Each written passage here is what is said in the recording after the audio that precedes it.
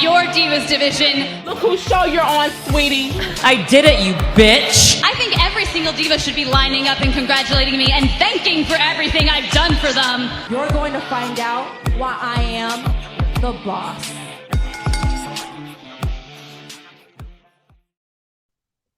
Kamusta mga kontrabida? Welcome to Turning Heel with Troy Gonzalez. I'm your host, yours truly, and we are back with another episode of Who's That Girl? My interview series where I sit down and chat with women in wrestling from all around the world, both inside and outside of the ring.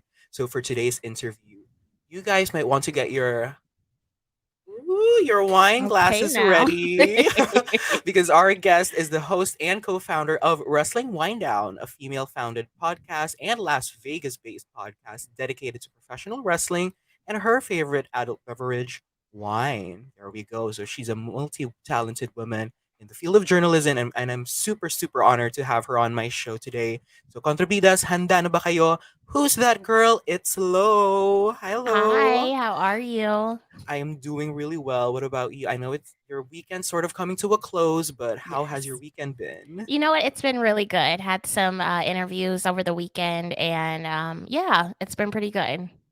That's really great. I'm really, really happy that you're here because I've been wanting to get you on my show for a while now. And I do notice that you've sort of switched things up with your hair. Now it's a really pretty red color. And from what I've seen on social media, like your hair has just been black or dark brown. Correct me if Yeah, I'm it's been wrong. dark brown. Yeah. Right. So is this like your first time dyeing your hair? No, I dyed my hair red. It wasn't as red, probably like 8 years ago. I think I was maybe 17. It was just Okay. like a tint that was like, when you go in the sun, you saw it. But this time I went Right. full red. So True. I do love it. It thank really you. complements like your lighting at the back. Yes, I feel like I'm a Valentine's Day. Yeah, it says when I wrestle. Right. But very Valentine's Day, yeah. Yeah, I love it. It really complements the lighting so far. And I do wanted to ask you right before we do start, just in case I did miss anything important for your introduction, feel free to introduce yourself to the Controvidas. What can the listeners know about Lo? Yes, so I am Lo. I am the host and co-founder of Wrestling Winedown. We are Las Vegas based. The podcast began when I was still in college, so 2019. It was a friend and I started the podcast, and we've just been going ever since. My co-founder stepped away. She lives in Seattle now. She does her own podcast where she actually helps people, looking to start their podcast or need the services like editing, Oh, intro, outro music, stuff like that. So all Wrestling Wind Down at this point is me. I do have Iridian Firo who does some social media work, but in regards to the posting, the editing, the interviewing, the scheduling, it's me. So this is definitely like my baby. So I'm so excited to be here and chat with you about everything that's happened in the podcasting world. right. And as you did say, Wrestling Wind Down is your baby, and it's really growing throughout the years. We Yes. hope it doesn't grow too quickly, but it definitely has made waves around getting its exposure around like different types of people, even including me right here in the Philippines, the other side of the world. So I'm really, really happy where your podcast's going. But you did mention that you are Las Vegas based. So this is a city in Nevada, and obviously it's quite a popular city around the world. When you mention Las Vegas, you think of the casinos, the strips, and so on and so forth. So in the lucky chances that I were to travel to Las Vegas one of these days, what are some places you'd suggest for me to visit as a tourist? Um, I think a lot of people would probably recommend the Strip. I go more towards like the outer towns. So like we have Henderson, we have Summerlin. And there's a lot of, different I love brunch, I love mimosas and stuff like that. So Right. the areas that I frequent for like brunch and stuff are usually in the surrounding areas. But the downtown Las Vegas area also has some really great, stores as well as restaurants as well. Um for brunch, I get asked a lot, "Where do I go for brunch?" Like, I want bottomless mimosas. 7th and Carson is really good. They're in downtown Las Vegas. There's a place called Botiglia. They're in Henderson, so they're about 20 minutes from the Strip. And then I love coffee shops. So there's different coffee shops around town that I have a list of that I'd like to try, but some that are just like on the top of my head that I would recommend to like you or like any other tourists that come in is Makers and Finders, Vesta Coffee. Those are downtown. And then Earth Cafe is actually one that has been in California, but now they're starting to branch out to Las Vegas. They have two locations, so they have one on the Strip, and then they have one in like the Southwest area that more locals frequent now that it's open. But that's a really good option as well. All right. Well, I'll definitely take these into consideration. Maybe not in the near future because visa applications are a stress and a hassle, but definitely I'll take them into consideration. And also, just so we are clear, this is not wine, this is water because it's 10 a.m. in the morning for me. And I do not want to, I am not a day drinker by all means necessary, but yeah. Thank you for those suggestions. So let's sort of talk about you being a wrestling fan. So I've listened to some of your interviews. We love someone who does research. And you've mentioned that you've talked about how Melina has been one of your earliest favorites in the women's division back in the day. So tell me a little about your love for her, and do you have a specific favorite Melina Perez moment? Yeah, so I don't remember the exact first time that I saw Melina, but it was with Eminem, and I was just captivated by, how she was as a manager. I really liked the For Eminem sure. style, like the Hollywood, the paparazzi. It was just something that kept me interested, and I felt like they all meshed really well together. And then once Melina kind of got out of that manager role and started wrestling, as a singles competitor, I really liked watching her. I think she's very great in the ring. She's flexible, she's always shocking the people. Um, I've had a couple favorite Melina moments. I think every time she's won the belt, it has hyped me up because I've been such a huge fan of her. But seeing her come back at the Royal Rumble was something that I think a lot of fans really didn't anticipate. I think both her and Victoria were ones that Right. fans were kind of like, well, will we ever see them in a WWE ring again? We've heard stuff on like dirt sheets and stuff like that. It doesn't look like it's going to happen. But, having her come out as number two at that Royal Rumble against Sasha, like, I got goosebumps. And even talking about it right now, I get goosebumps because it's something that you didn't think would happen. And I'm glad that they finally realized, that Melina was such a huge part of their women's division. She was, one of the only women of color on that roster, Right. and she did such a great job, being a competitor as well as being a manager. So I'm always pushing for Melina and Victoria to go into the Hall of Fame, and I'm going to keep pushing until WWE reads my tweets and everyone else's. So Right. For sure. We definitely have an agenda for Victoria and Melina for the Hall of Fame. Just because they're very selective with the women in the Hall of Fame. It's one per year, whereas right. there's plenty of space in that Hall of Fame for our girls. But yeah, I love whenever people show support for women in WWE, specifically during the Divas era, such as Melina, because it's definitely an overlooked part of or timeline in women's wrestling that people don't mention a lot just because of how they were booked. And what I also love about your show is that you've openly shown support for the women's division, even during the Divas era when women's wrestling in WWE was not really the company's top priority. So tell me about how much this era meant to you as a fan of the time, because I believe you were a constant watcher of wrestling at this time. Correct me if I'm Yeah, wrong. so when I started watching wrestling, it was the Divas era. And, I think about, you had Melina, you had Victoria, you had Michelle McCool, you had Maria, you had Crystal, you had all of these different women that were in the WWE. And I really just enjoyed it. Even though there were moments where it was like the bra and panties matches, the mud matches, the bikini contest for the 4th of Right. July, I still liked being able to see them on TV. And I think, towards kind of the end of the Diva era, we saw those women who really took wrestling seriously because we had a lot of those women that they brought in during the Diva era that, were models or fitness competitors. They weren't Wrestling was not their forte. Some of them trained at Ohio Valley Wrestling. Some of them went to FS or FCW when they still had it, but most of them are kind of learning along the way, and you could see that in the Right. matches. And the matches were short themselves, but the Divas era means so much to me because that's what I grew up with. And, at one time, when I was like 9 or 10, I was like, I want to be a diva one day. Right. I was sold on it, but obviously that didn't happen, and I don't see that happening anytime soon. But it means so much now looking back because you have those pillars like Melina, Michelle McCool, Beth Phoenix, so many women who made an impact that, you look back today and you're like, wow, they were doing stuff before their time. And you could even say that for the era before, when you had Jazz, you had Jacqueline, you had Trish Stratus, you had Lita. And it always seems like Trish and Lita are very highly regarded, which I obviously approve of. But, you have those black women like Jacqueline and Jazz who, there are some fans that still talk about them, but they're not talked about as much as Trish Stratus and Lita. And For sure. it always makes me wonder why. Jacqueline was holding the cruiserweight championship. Jazz was going head to head with Trish Stratus. It's like, why are we forgetting about these black women who made such an impact in the early WWF, WWE days? But, like I said, all due respect to Trish and Lita, but I do think we need to also pay attention to those pillars like Jacqueline and Jazz. I agree. And when it comes to Trish and Lita, you see that they're pretty much I think the only women in the Attitude Era who were given retirement matches in recent years. So you have Trish and Charlotte, and just this year we had Becky and Lita, but you don't see Jazz and Jacqueline or even Molly Holly, so on and so forth, have their own like send offs.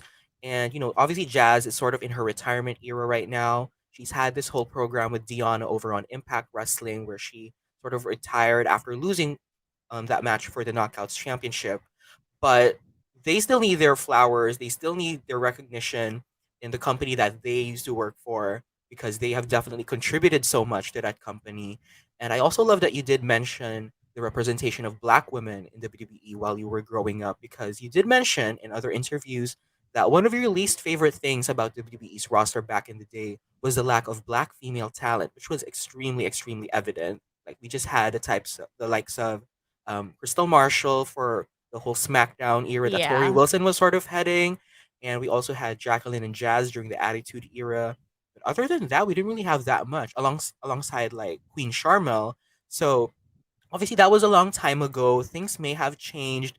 So for you, what are your thoughts on the black female representation in WWE right now? Do you think that they're going in the right direction or are there still massive steps that they can do to improve it?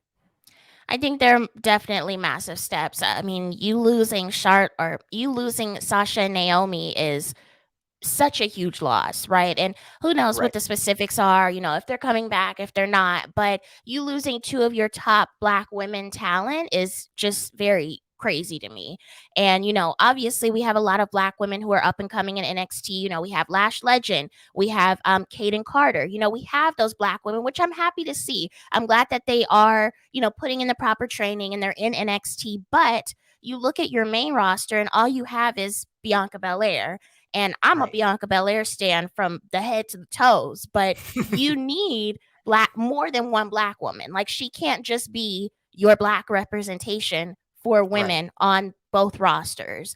Um and I look back to, like you mentioned with like Crystal and we had Queen Charmel and then Alicia Fox came shortly after. Like I hate to say it, but that's kind of what it reminds me of right now because you only have one black woman, a strong black woman at that, on your main roster.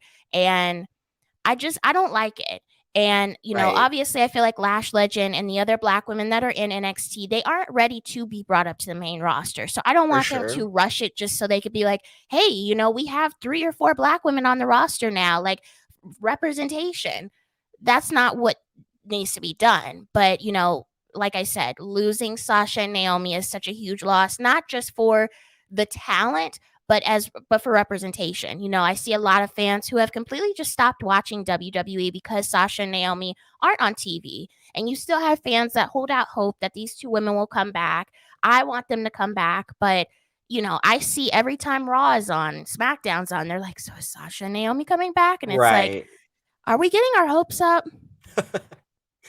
We don't know, and I agree because that is me. I am part of that population who is anticipating whether they're coming back. Almost quit watching wrestling because Sasha and Naomi left. It was a very insane like identity crisis that I do not want to talk about anymore because been there, done that. But yeah, wherever they're happy, we do support them. But Right. yeah, the representation in Black women in WWE is definitely lacking on the main roster. And for the women in NXT, I also noticed that most of the viewers or like wrestling fans who watch NXT have been in my opinion, have been very critical, overly critical of the performance of black women in NXT, such as Lash Legend and Jakara Jackson, who have no wrestling experience prior to this. So, do you think that there's this sort of double standard towards how WWE fans watch these black female talent on NXT? 100%, but I think too it comes down to it just being women in general. Um, because I've seen different clips from other talents, from other female talents that are not black, and people are very critical. But I do recall there was a match that Lash Legend had. I don't know if it was her first televised match or her second one, but people tore her apart. And it honestly bothered me because I always say this with stuff. If you can't do it better, why are you talking shit? Right, And she tried. And, it's her first or second match televised. You have to think, wow, she's probably nervous. She's very new to the ring. Like, give her a break. She is an athlete. She does come from an athletic background, but wrestling is not ballet, right? You right, you have to practice and practice and practice until you get perfect. And I think putting them in these televised matches is what's best. Then they'll know how to work in front of a crowd because when they're at NXT and they're training, there is no crowd. Yeah, you might have a plethora of wrestlers walking around, but you don't have fans that heckle you and yell stuff randomly and act a fool. Like, you don't have that. right, But yeah, it did bother me that people were overly critical of Lash, but as well as other, black female talent in NXT. I think we just need to be patient with them because if you had a white woman who, screwed up a match or botched a move, are you going to act the same way? And it's interesting because I look at on the flip side of things at AEW, and I've seen a lot of people talk crap about Red Velvet's ring work, and they bash her. They're saying it's cringy, and it's like, again, can you do the things that she's doing? And it's like, would you be right, saying this if she was a white woman or if she was any other ethnicity? Would you be on her case? And I kind of think they would be because I feel like it's the male right, fans that usually will say something like, "Oh my god, she botched that. Did you see it?" And it's like the female fans are kind of like, "Well, she tried it. She did good. Like, why are you right, looking so closely?" So, I don't know. I think that wrestling fans in general really just need to be patient. Like, this is an art at the end of the day. We're watching yeah. art in motion, and things are going to go wrong. Things are going to go not as planned. And we need to just kind of live in the moment and appreciate that these superstars and wrestlers are putting their bodies on the line for our entertainment. Right, right. And yeah, I agree with specifically like the male audience. They definitely, for some reason, when someone messes up in the ring, suddenly everyone's a ring general on Right. Twitter. So yeah, we definitely need to have patience with these wrestlers, especially the ones down in developmental, whether it be in any company that these girls are still training. They're sort Right. of getting used to the hang of things, and at the end of the day, they're athletes and we're not. So yeah, they definitely need to know better. But yes, I also just wanted to have that sort of quick chat about Lash just because she's my favorite girl right now. Anyways, let's sort of transition this chat into you as a podcast host. So let's talk about Wrestling Winedown. So Wrestling Winedown's niche is a combination of wrestling and wine, two opposite ends of the spectrum when it comes to interests. But as someone who doesn't drink wine occasionally, please do not cancel me. Do you have any wine suggestions that you would recommend to me as a beginner? I was actually just having this conversation with Iridian Fear of the Rest Friends podcast the other day because we were just kind of chatting.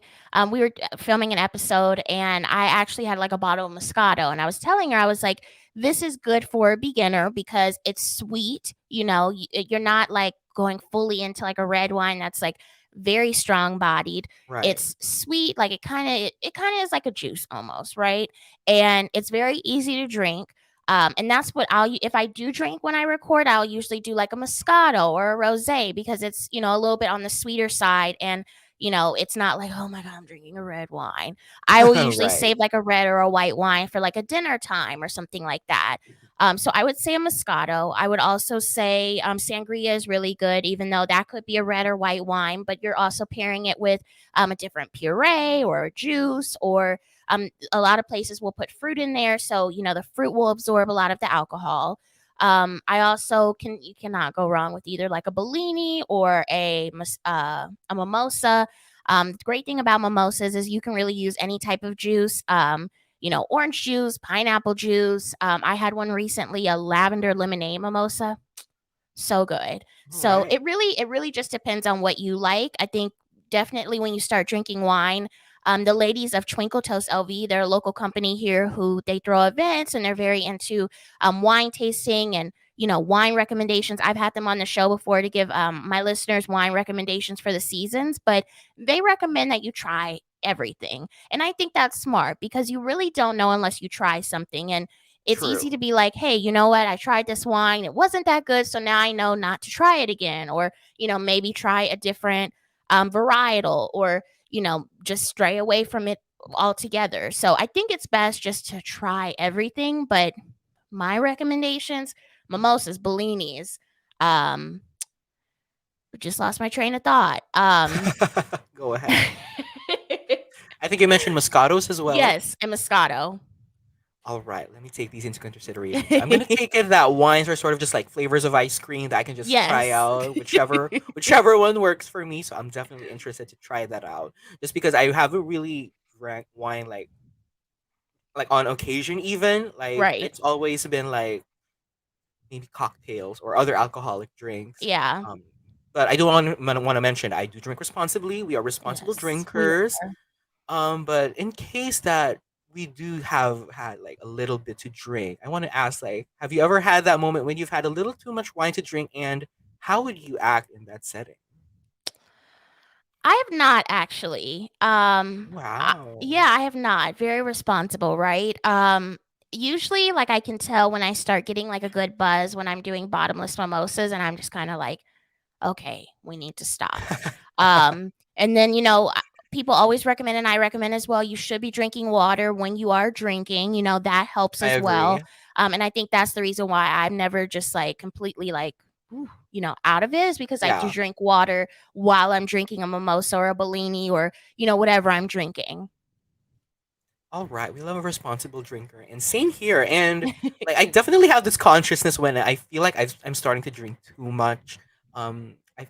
My personal indicator is I start laughing for no Yeah. reason. I'm Very not really giggly. laughing for no reason, yeah, but like when my friends say something that's not even like remotely funny, I start giggling for for how long, and then that's when I realize, okay, I need to drink some water, maybe drop by the restroom to relieve myself, whatever.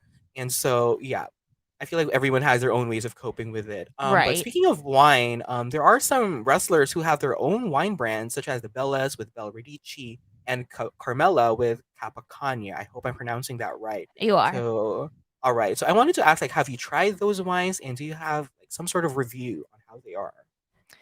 I have only tried one of the Bella Twins wine, and it was I think it was their Sauvignon Blanc. I tried it at a festival a couple years ago, and I actually met them at the festival too. Um, the wine was good. It was a little bit dry, but it was good. It had a good flavor to it. I really enjoyed it. I do want to try Carmela's wine. I feel like it would be very good. I do like her branding. I think she did a really good job, and True. the Bella Twins actually, I think they recently just rebranded their wine and it looks really nice. Um, but I would definitely try Carmela's. That's been on my list to try. I do know that WWE did release some wine like a couple years ago. It was, but the people that they had on it were not that appealing to me, to be honest. It was like the Ultimate Warrior and the Undertaker, and I'm like, Oh, okay. and it was very expensive. It was like $150 for a bottle of wine, which at that point it's almost like a collector's item. You don't even want to drink it. Right. But I went on the website maybe like 6 months ago and it was marked down like 50, 75%. And I was like, maybe I'll try it Interesting. now that it's on sale. But yeah, haven't tried those either. But yeah, I would definitely try Carmela's. I feel like it'll be really good. True, and I'm pretty sure Carmel's like she's been a wine enthusiast for a while now, so I'm pretty sure she definitely wants it to taste as good as possible. Right. Once again, not much of a wine enthusiast myself, so I don't know like the flavors that go into things, but sooner or later I will, thanks to your recommendations. Let's talk more about your podcast. So you started Wrestling Wine Down around you mentioned like around 3 years ago? Yes. 3 years So ago, so yeah, so the idea of it actually began in late 2018, but we launched in April of 2019. all right, so you're sort of closing in on around 3 years now, and I feel like every podcaster's life has changed before and after their podcast. So, how would you say your life has changed before and after you launched Wrestling Winedown? So when I started Wrestling Wine Down, I was still in college, and it was the two of us, so it was kind of split responsibilities. We figured out what items we really worked well with, so whether it was social media or editing, etc. And then we kind of split that up. Things were different, obviously, then because I was in college. I had classes and stuff like that. We would record maybe once a week or once every other week, and then we would post the episode within 24 to 48 hours because the topics of the show were a little bit different then. So we were doing more of like a review of the week. So we would do like Raw, SmackDown, NXT. We weren't covering AEW at the time because they had pretty much just started.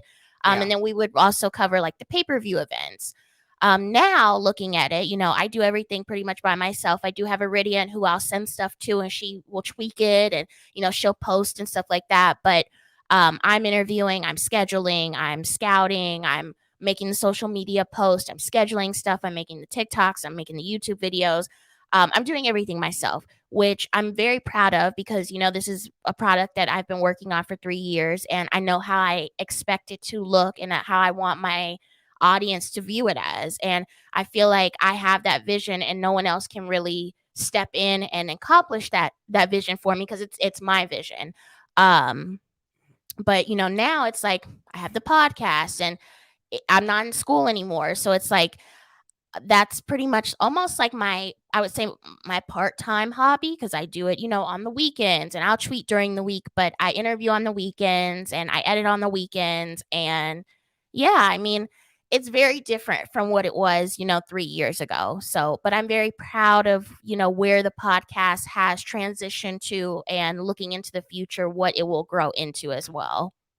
Yeah, definitely. You should be proud of what you've been doing on Wrestling Wind Down because it's definitely branched out to different types of audiences. Like as I said earlier, like it reached me over here in the Philippines, the other side of the world. So you can definitely see like the growth that your podcast has had in the past 3 years. But quite recently, you've sort of announced this rebrand of Wrestling Wind Down. So I think you've sort of gone into this more funky, more fun, like brand for Wrestling Wind Down based off of like the font, and you've also added some more different visuals for the show. So tell me about your recent rebrand. Like, how did you come to the decision to like switch things up for your brand in terms of visual effects? So, I used to work in PR, so I'm very big on branding, make sure everything looks good. You want your viewer to be, people are very visual, so you want to make sure it's, grade A stuff. Yeah, So I actually started thinking about this rebrand a year ago. I had the logo, I had the assets probably for like 6, 7 months now. And I wanted to rebrand because, when I first started Wrestling Wine Down with my friend, it was us. We went half and half. And right. that logo, the intro, the outro music, it was us. And once she stepped away, I was kind of like, okay, this is the brand. I wasn't really thinking about rebranding because I was just trying to figure out how I was going to keep running Wrestling Wine Down as just by myself. So I would say, like I said, maybe a year ago, I started thinking, and I'm like, I really want to rebrand. I want to do something a little bit different. This brand is just me now. I want it to encompass more of how I am. And I'm really into the retro font. I feel like it looks really, it's very, it's timeless, right? And it's very in right now, but it will be in a couple years as well. And, you have the wine glass on the wine down part, and then the POW on the eye above wrestling. Um, so the same girl, my friend, she made the logo. She's the same one that made our logo in the beginning. I pretty much gave her, a couple ideas that I had and she ran with it. And I think that was like the second one that she did. And I was like, that's it. I just knew. But yeah, I just wanted the brand to encompass more of myself. Like I said, when we started, it was both of us. And that's what the logo was. It was something that we both came up with. And then now it's me and I'm kind of like, I want to incorporate a little bit of what I like, my style. We've progressed in, the social media world as well. Like it needs to fit me, right? Right. So that's why I kind of just wanted to rebrand. Now we're getting, some graphics in there and some other different stuff. The intro, the outro music is changing. So I'm really excited. I actually made that video myself, pulling all the different clips from over the years and the interviews and the in person stuff. So I was really proud of how that came out. And it seemed like a lot of people really are excited about the future of Wrestling Wind Down, as am I. Same here. And I really found it interesting, like in the video clip, like it really started from legit, like the very first few like visuals that Wrestling Wind Down had with you and your co-host and co-founder. And now you can definitely see like at the end of the video how much things have changed. And so I'm really interested to see where Wrestling Wind Down goes in the next couple of years. And yeah, I'm really happy about your logo. It feels more retro, as you said, more sort of Yeah. like 80s disco, I think, sort of that sort of feel. So yeah, it's definitely in with the times right now. But yeah, I do want to mention something. So last month, I believe I had my Extreme Rules review with the rest friends. So that's Iridian and Teddy. And quite after we recorded, I sort of chatted with them a bit and told them that I would be meeting you a month after. And so I said, okay, do you guys have any like things that you would want me to ask them that maybe not other people have asked her before yet? And so they did mention that you were able to design like some t-shirt or merch for someone named Jake something.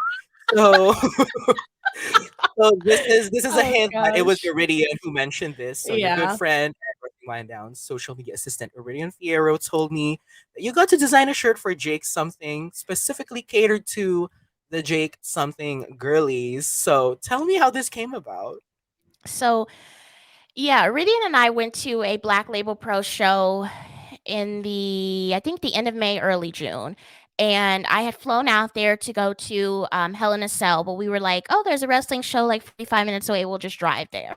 So we go, we sit down, we're enjoying the show, and Jake something came out, and I filmed his entrance. And I had saw some talk about Jake before, but I really like didn't pay attention that much. I was kind of like, okay, I don't know who this guy is. Like I've never seen a match of his, whatever.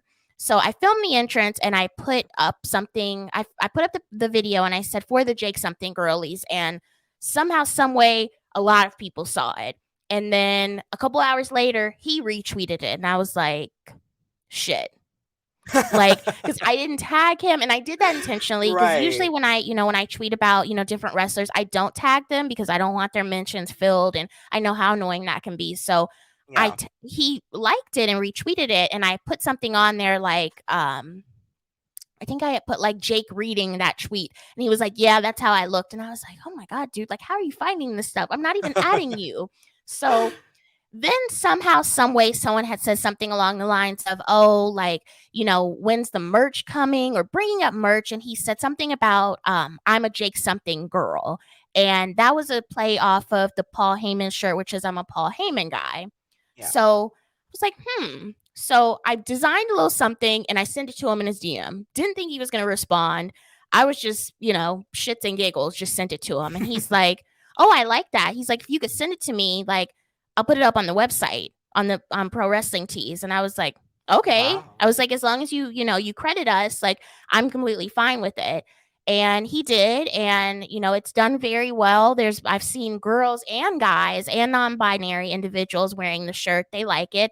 I like it as well. I think it's different from a typical wrestling shirt that you see that's black. It's very like male oriented.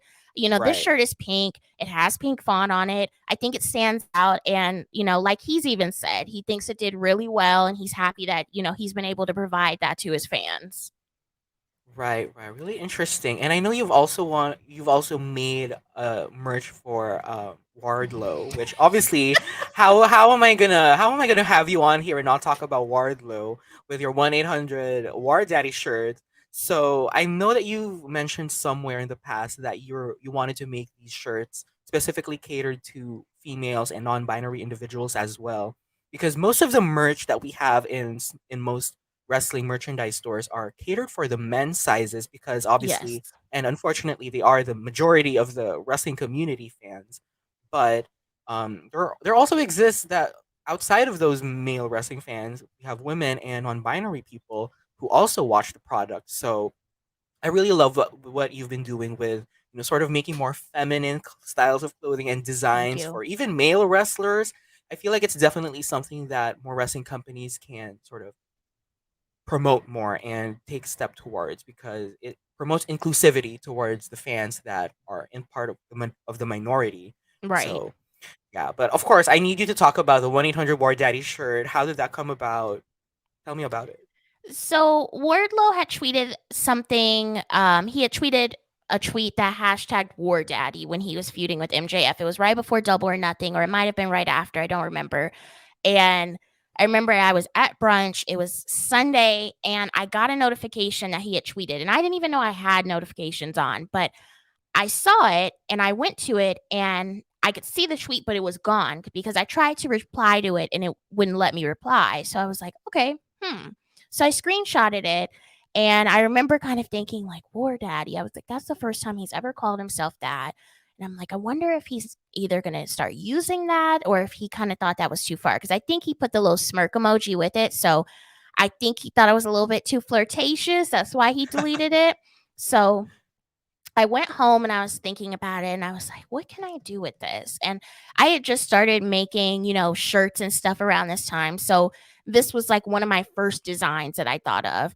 So I've always been a fan of the 1-800 Hotline Bling shirts. When I was in college, I was in a sorority. And around that time, the 1-800, with the sorority name was popping. Yeah. So I was like, okay, maybe I'll do 1-800 War Daddy. And I did it in the same pink that Drake had it for his Hotline Bling. And I was like, I'll just put it up and see what happens. And I put it up and people just started buying it and they were wearing it. They liked it. And I was like, okay. And I took it down for a little bit. And then people were asking me to put it back up. So I put it back up. And then I actually met him all out weekend. And I was like, if I meet Wardlow, I have to give him this shirt. And before that, a couple months before, even a couple weeks before, he had liked the tweet with the War Daddy shirt. And I was like, oh man, he knows about it now. Like, I'm gonna have to go through with it. So Yeah. when I met him, I gave him the shirt. He had heard about it before, obviously. So he has his own now, which is what I really wanted at the end of the day, was for him to have a copy of the shirt. And he also has a copy of the Powerbomb Symphony one that I made as well. But he was very appreciative. He was very nice. He posted on his stories. So I'm a huge Wardlow fan. I think that he's done a very great job. I know a lot of our female fans look at him and they're like, wow, he's so attractive. Right. But I'm more focused on his in-ring work. I think he's done an incredible job so far in AEW, and how having that TNT championship. Now he's in this feud with Samoa Joe and Powerhouse Hobbs, and I'm really just looking forward to seeing his progression within the company. Right. So yes, you guys heard it here first. Miss Lowe is your go-to wrestling merchandise maker now. Who knows who she's gonna make merchandise for next, but you'll just have to see and find out. But I also wanted to bring up something really, really, really important, which I feel like is sort of a big platform that you had recently.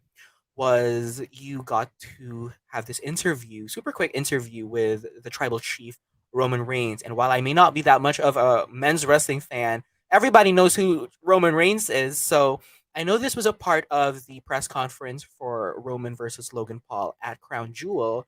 So tell me a little about how this came about. Yeah, so I had heard about the press conference on social media, and I have a friend who works in media. He was actually our first guest that we ever had on Wrestling Winedown. His name is Damon, and he had reached out to me and he's like, "Hey, are you going to the press conference?" And I was like, "No, like I don't know how to get in." And he's like, "Let me send you this guy's email. Like, just reach out to him, do this, do that." And I was like, "Okay, whatever. I'll just reach out and see what happens." So the guy responded. He said that I can go, and I was, very excited because I've never had an opportunity like this before, and I knew this was something that I might not get a chance to do again. So I went the next day. I was at Resorts World, which was one of the newest resorts here in Las Vegas, and obviously Logan Paul is really big in like the boxing world. So most of the people, media wise, that were in attendance were boxing podcasts, media people. You had local news people there, but there was a very small amount of wrestling fans and wrestling media there. So um, they did the press conference. I was pretty close and watched it. And then at the end, they said, okay, we're going to have three people doing kind of like meet and greets or interviews. So they had Triple H, they had Roman Reigns, and they had Logan Paul. And I was like, I have to get Roman. Like, I'd like to talk to Right. Triple H, but, I feel like Roman is what my audience would like to see. So it was a pretty long line. And the people that went first, they were asking a ton of questions and they were taking up a lot of time. And they were on a time crunch and I was near the end of the line. I was probably the second to last person to interview him. And the guy, the PR assistant who was there, he was kind of getting a little bit nervous because they had to leave. And I was like, oh my God, like if I don't get to interview him, like I still got to come. So I'm very thankful. But, just being able to interview him shortly will be the icing on the cake. So I did get to interview him. I stood in line and they let me go. And I was like, oh my God. And I have a bunch of people who were like, oh my God, like, how did you keep your cool for that? Like, I would have passed out and, going crazy on social media. But, Right. I felt like Roman and Paul are very good at interviews, and just hearing their answer to the question really kept me in tune. And I wasn't paying attention to, the extra stuff. Right. But once I posted the picture that I was interviewing them, everyone was going crazy. They were like, how'd this even happen? And, very excited. And that made me excited as well because, looking back to that little girl that was like 9 or 10, I never would have thought I'd be interviewing one of the top WWE superstars right now and probably for the next couple years. So it really was crazy to me. I dropped the interview a couple weeks ago as part of the rebrand. So that has done really well. And a lot of people are very excited to see it. But yeah, I mean, I was just very thankful for the opportunity that I was able to be there. And I had mentioned it when I was at New York Comic Con that it was there were two black women there, and it was me and it was this lady that did a boxing podcast. So I was the only black woman with a wrestling platform that was there to interview and to attend, obviously. That's pretty huge. But yeah, I was really, really excited when I first heard about this. I was like, hold on, I cannot believe that she is standing like toe to toe with Roman Reigns. She's gonna challenge him for a match. She's gonna take the title.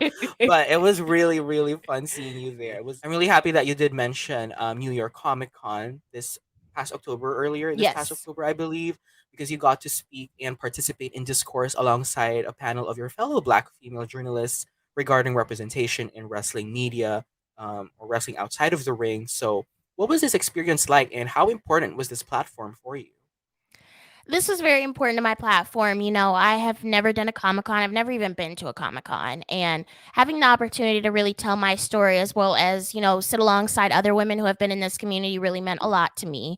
Um, I flew from Las Vegas to New York. I was there for 28 hours and it was a fun time. There were a lot of individuals there that, I've seen online and interacted with, but it was great to finally meet them in person. And I think that this was a very important talk that we needed to have. And, I've seen a lot of people share it and post stuff about it. And I'm very glad to see that because, in Cat We Trust Her, Katrina was the one that brought the idea forward and, sent the idea to New York Comic Con and they accepted it. And it was the only wrestling related panel that weekend. They did have wrestlers there. AEW had some representation there, and they had some wrestlers that were just there to sign autographs and at other booths, but none of them had a panel. And this was a huge deal. It was a huge platform to have. You have all these podcasters, these media journalists. There was even a wrestler on the panel who were able to come together. They have all these different backgrounds, but at the end of the day, they are Black women in professional wrestling. And I felt very honored and lucky that I was able to be on that panel and tell my story as well as hear the experiences of the other women.